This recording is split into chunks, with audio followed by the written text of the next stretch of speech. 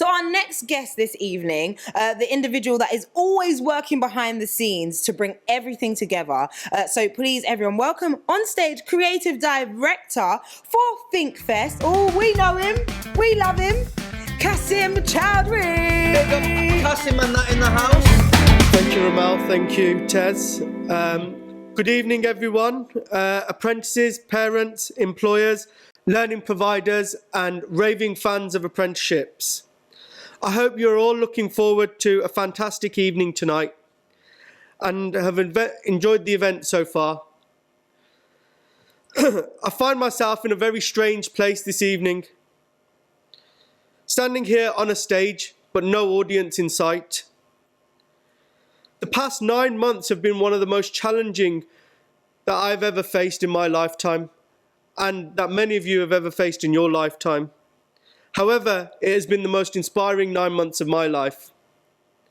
I've had the pleasure of reading some eye-watering stories, individuals who have taken COVID-19 in their stride and really shone through. What I really learned this year was just how much people from the BAME community contribute to British society. And what stood out to me was when I used to stand out on my drive on a Thursday night at 8 p.m. and clap. I would clap with pride because I knew that my community was out there on the front line, supporting our supermarkets, working in the hospitals, driving taxis, serving takeaways, putting their lives before everyone else's, just so our country could continue to run. So I'd really like to thank everyone who's been working on the front line and been working to support our economy and keeping people well and healthy, and everyone that's followed the rules and followed social distancing, because it hasn't been easy. We know that there's a lot of issues that are going to be caused from people having to self-isolate and stay away from people. And we hear talks about mental health and the effects that's going to have on people. So I'd like to thank everyone for their efforts during the pandemic.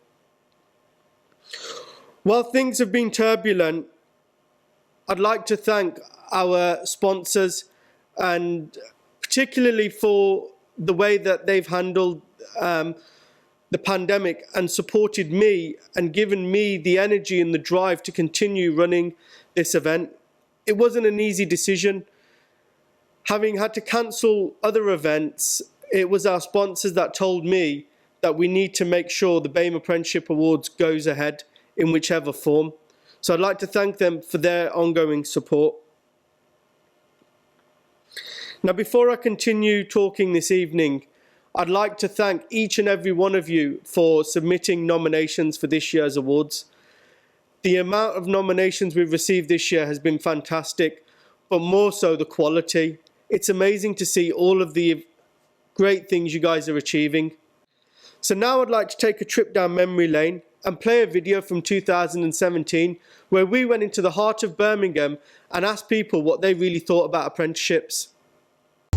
Hi everyone, today I'm in the diverse city of Birmingham visiting two of the top universities and a college to find out how much people know about apprenticeships and what they think of them. So come on, let's find out. I think an apprenticeship is something that students go into rather than university or college maybe. Exact definition, but I think I have a kind of an idea. I think it's like a mix between education and actual job training. I think apprenticeships like you work and get a degree at the same time. I do know what apprenticeship is, but my daughter's not going to want to do an apprenticeship. She wants to go to uni. You get paid, like not a lot, but you get paid, and then you go into uni.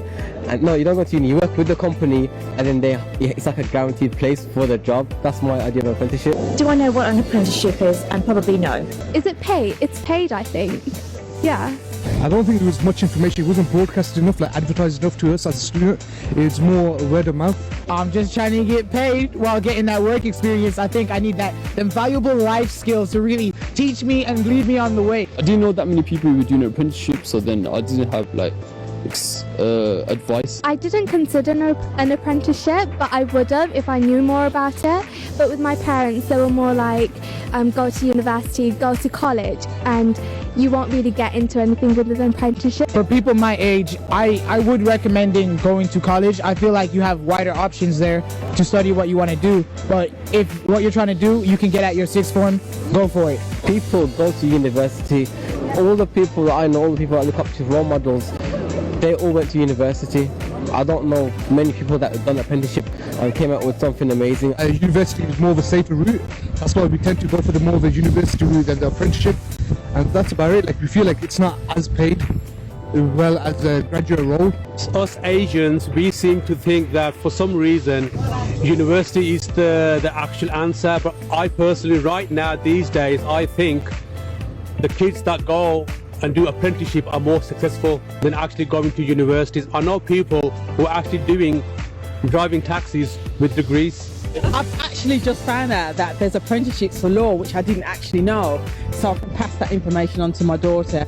And then we've got both sides of it, apprenticeship or going to university. So what have I found out? Would they opt for the traditional route of going to university or take up an apprenticeship? Well, we have found out for 3 fundamental reasons they may not take up an apprenticeship, and that being lack of role models, cultural practices, and ultimately there is just not enough information out there for people to make an informed decision. However, when I did give the pros of taking up an apprenticeship, building your CV, practical work skills, experience from experts, and no debt, well, there were a lot more takers.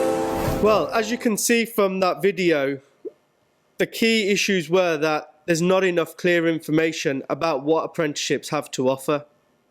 And it was interesting to see last month FE Week published an article stating that the proportion of BAME students 16 to 18-year-olds is falling and only made up 7.7% of starts in the first 3 quarters of 2019 to 2020.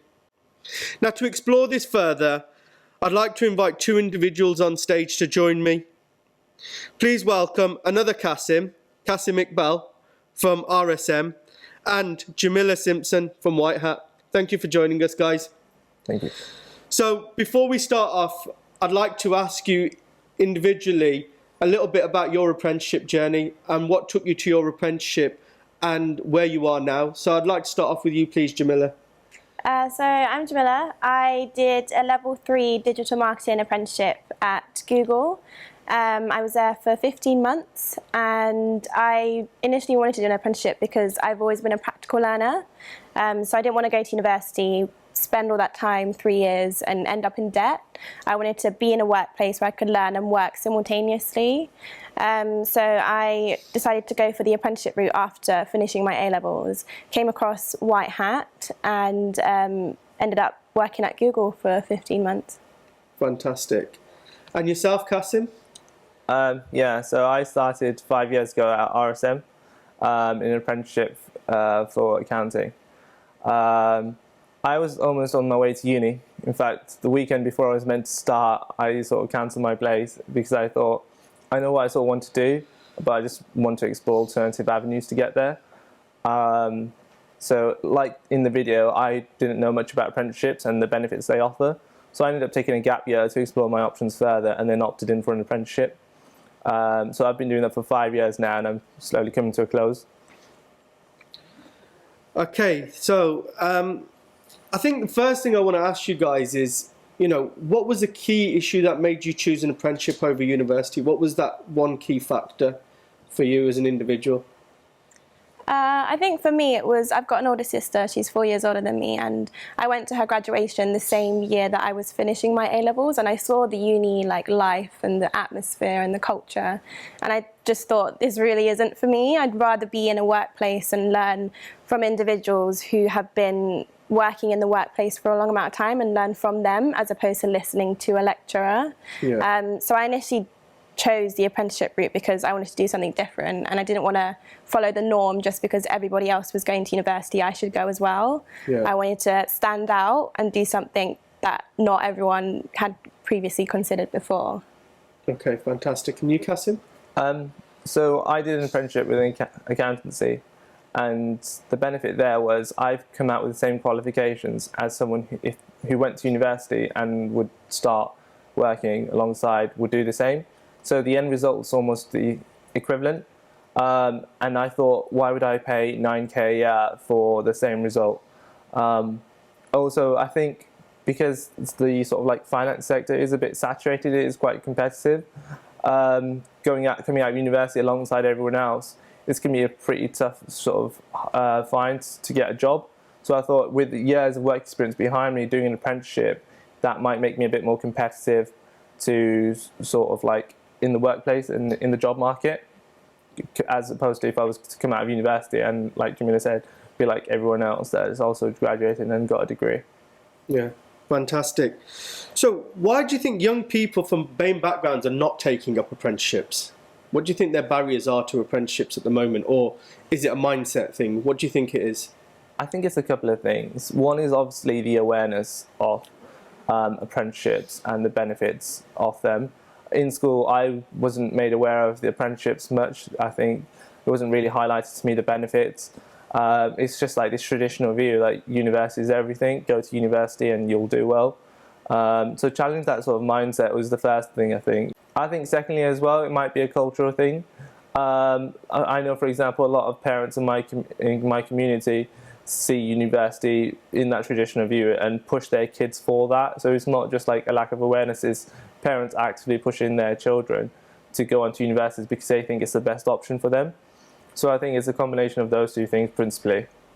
Yeah, definitely. You took the words out of my mouth, but I would definitely say awareness is a big thing, because during my apprenticeship, I did a lot of volunteering where I'd go to schools and I'd share my journey of my apprenticeship and raise awareness about apprenticeships in general. And a lot of the students, when I finished my presentation or finished telling them about my story, they didn't really know the benefits of apprenticeships, and they didn't know that it was for industries that aren't just manufacturing or engineering or hairdressing or construction.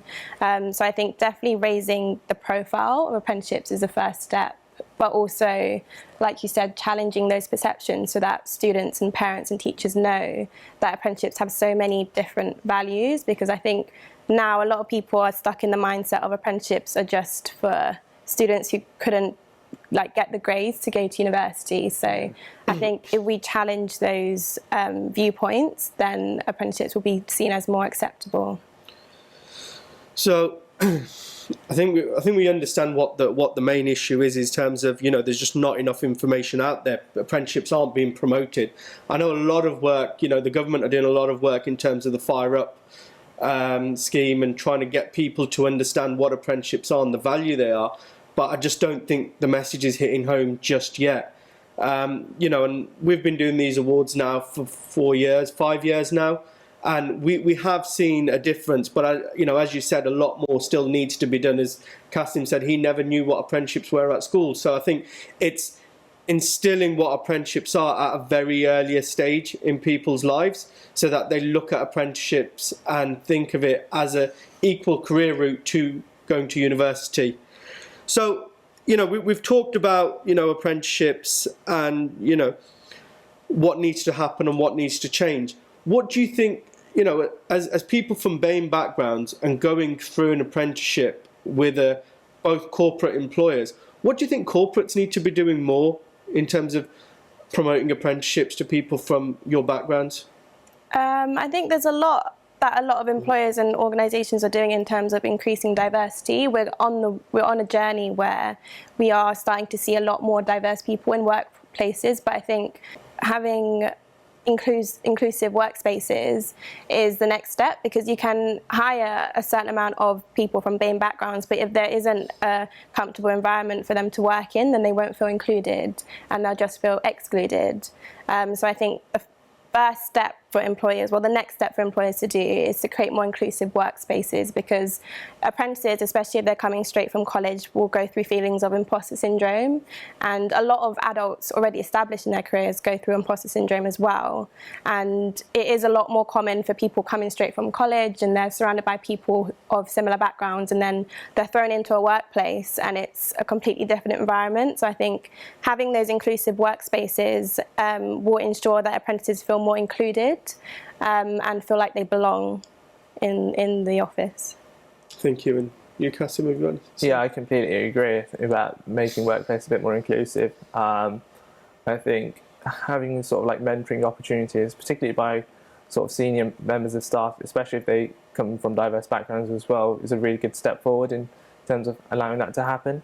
I think also what can happen is, I know the government's pushing a lot of like awareness about apprenticeships, but also I think it's a lot better if it comes from companies themselves and employers themselves. So if they go to schools and like career events at an earlier stage, like you mentioned, so particularly not just at the 16 to 18 age bracket, but maybe a bit earlier on when people are deciding and thinking about what sort of careers they want to do, and targeting, you know, students at that sort of age might be a big help, and especially if it comes from the employer rather than just like governments, you know, talking about the benefits. Fantastic.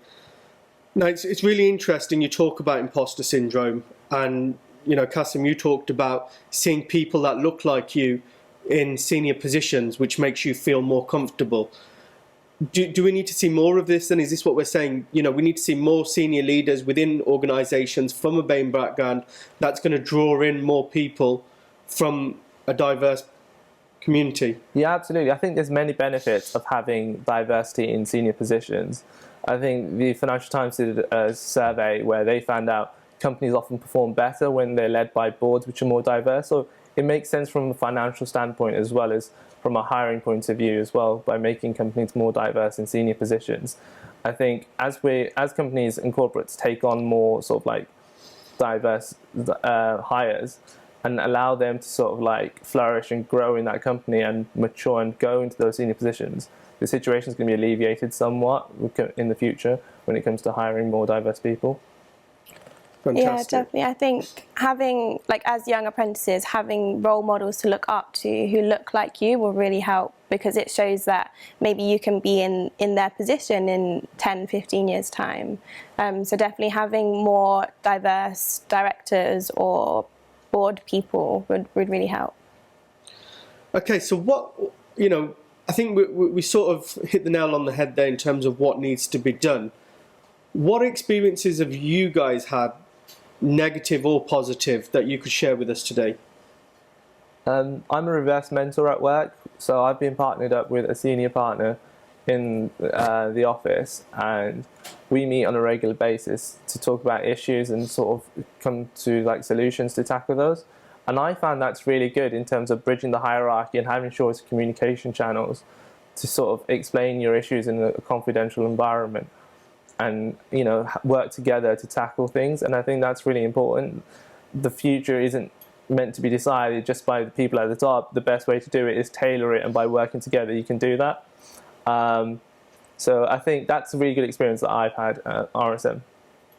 Yeah, I've similarly just set up a reverse mentoring program for White Hat, where we've got a group of apprentices who've been paired with our senior leadership team at White Hat to just tell them about their experiences being apprentices from BAME backgrounds, and to inspire and educate them on what it's like to be someone from that background going into a corporate job. I also had a mentor when I was an apprentice, and she taught me a lot of things, but the one thing that I always remember is a saying that she taught me, and it's not bragging. It's not bragging if it's facts, because I used to be quite scared to share my achievements with the rest of my team and with other apprentices that I worked with. So she really helped bring up my confidence in terms of shouting about the goals that I achieved from the rooftops. Fantastic. Well, it sounds like you've both had some fantastic experiences and your employers are doing really well. So I just want to end on one last thing. If you were speaking to a young person right now thinking about going to university or doing an apprenticeship, or someone who's already on an apprenticeship, what would your advice be to them?